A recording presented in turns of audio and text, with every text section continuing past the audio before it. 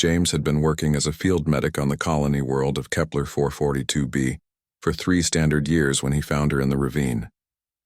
The distress beacon had led him through twisted metal and scorched earth, past the wreckage of what looked like a warship that had been torn apart by forces he couldn't comprehend.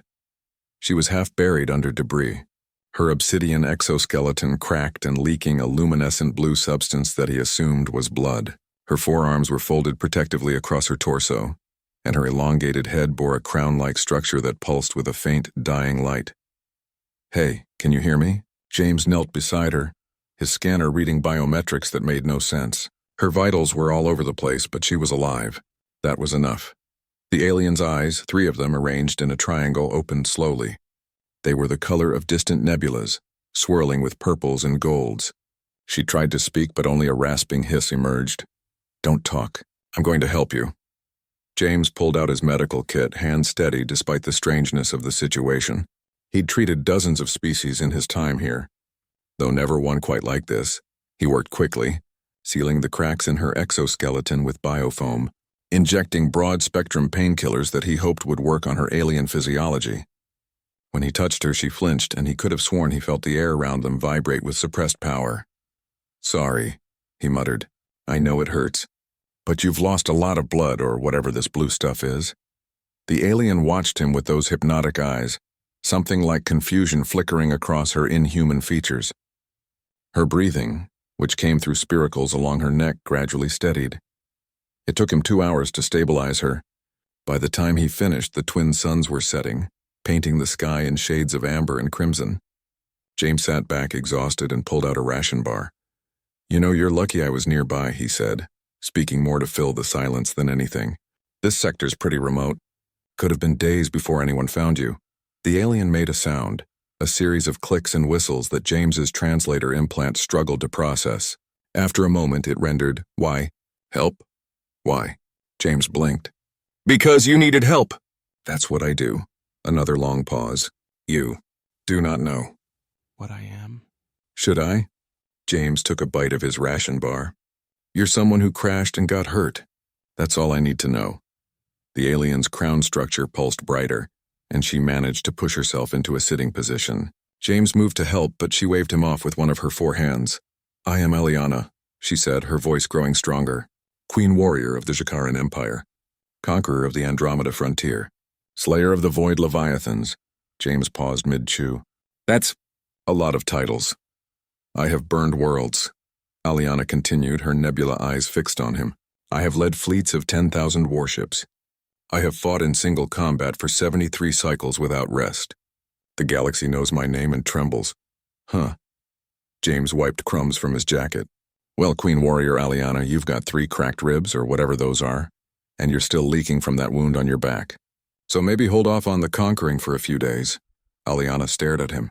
In all her centuries of existence, through countless battles and diplomatic encounters, no one had ever spoken to her with such casual irreverence.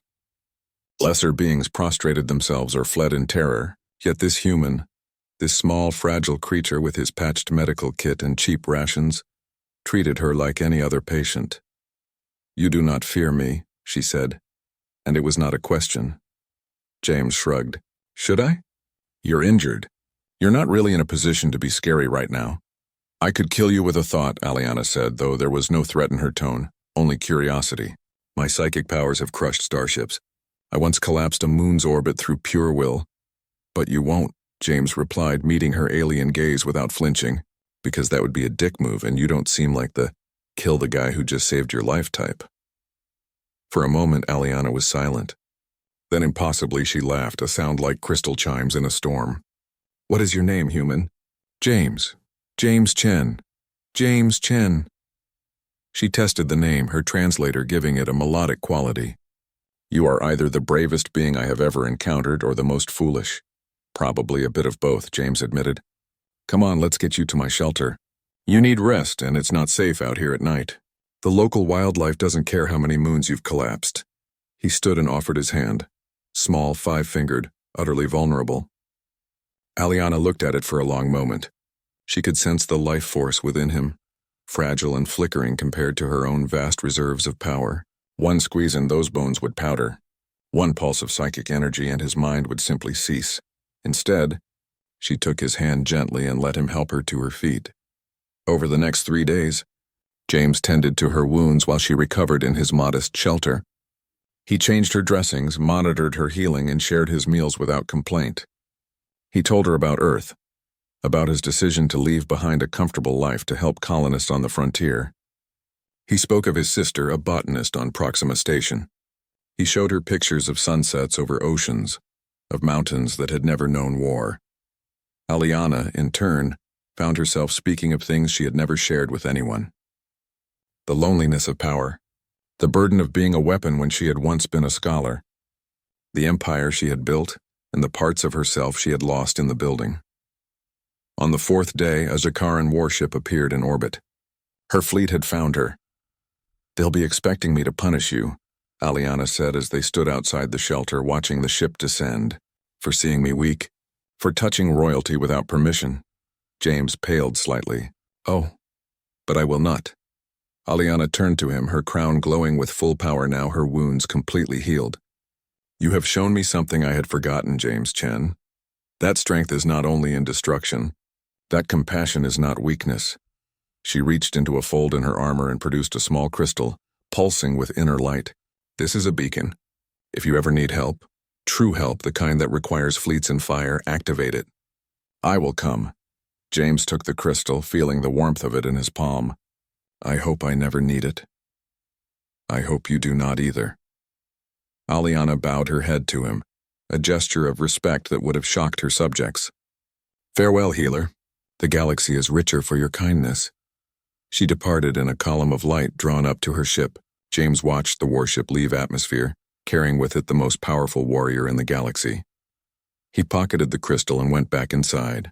He had other patients to check on tomorrow, and the morning shift started early.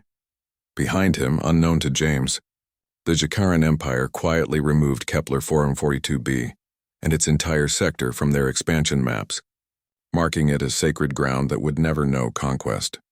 All because one human had seen a wounded stranger and offered help without hesitation, without fear, without expecting anything in return. That, Aliana decided, was true power.